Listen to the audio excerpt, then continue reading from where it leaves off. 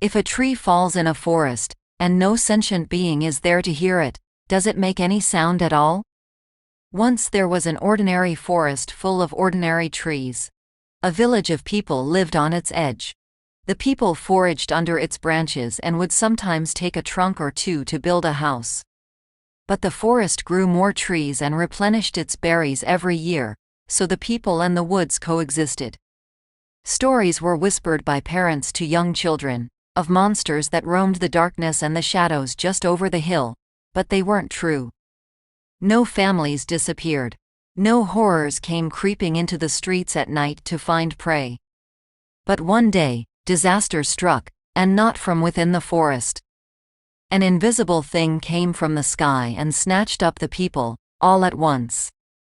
It gobbled up their bodies, drank their blood, and consumed their minds. It feasted on their souls.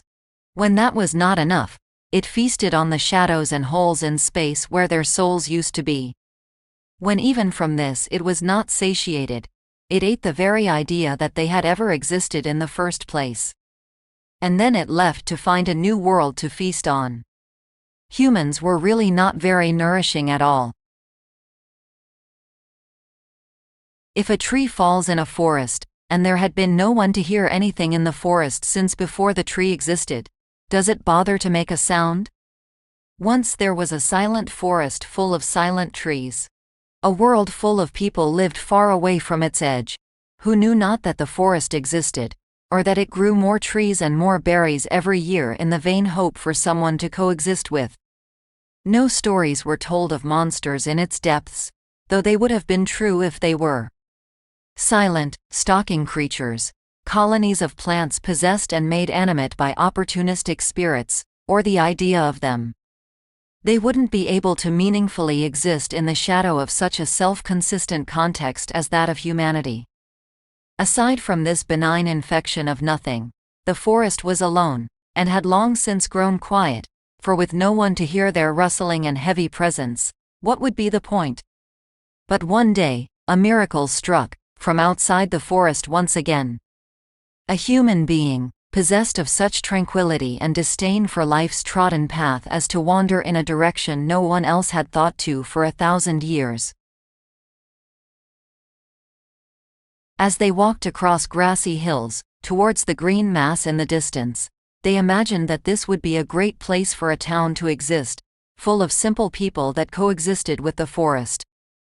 As the human drew closer to the forest, their footsteps began to grow quieter, slowly enough to be hard to notice. The human mind still registers the impact of each step, and subconsciously fills in the sound.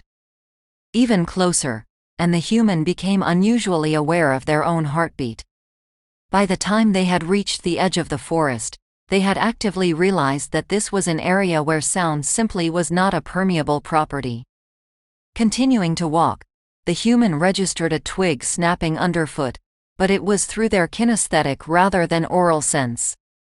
Hearing no greeting from the forest, and feeling no need to speak in return, they continued on.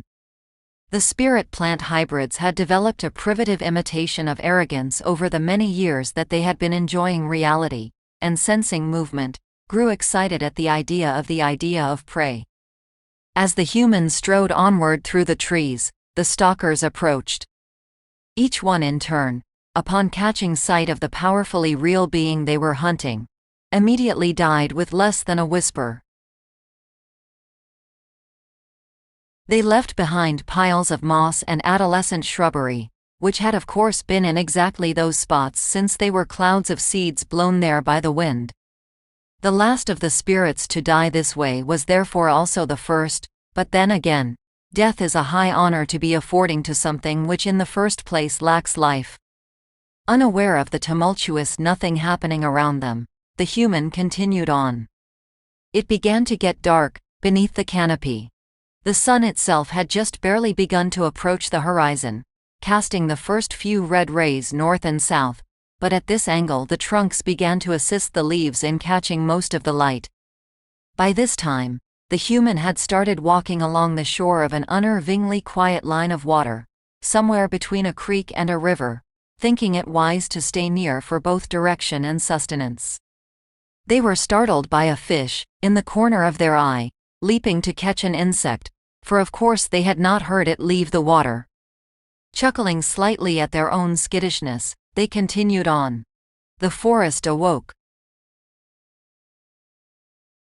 It watched them as they settled into the hollow base of a tree to eat and sleep. It was a colossally old tree.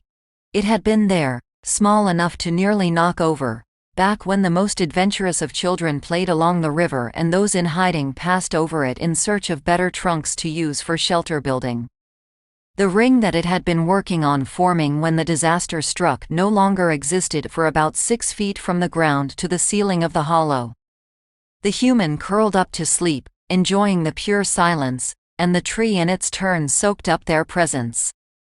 So familiar, and yet so alien.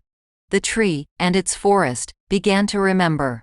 It watched them as they awoke, hungry, and went in search of berries to eat.